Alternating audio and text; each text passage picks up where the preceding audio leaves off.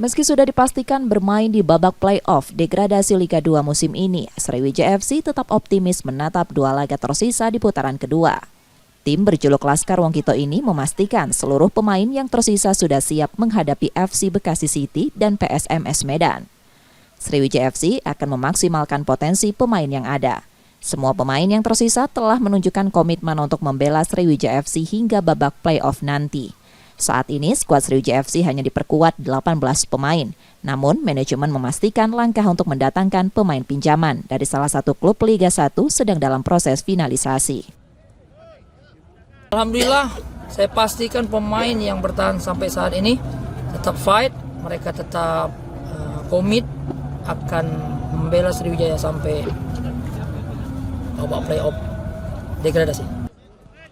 Dengan persiapan matang dan dukungan pemain tambahan, Sriwijaya FC berharap dapat memberikan penampilan terbaik di laga sisa dan babak play-off degradasi Liga 2 musim 2024-2025. Nur Muhammad, Kompas TV, Palembang, Sumatera Selatan.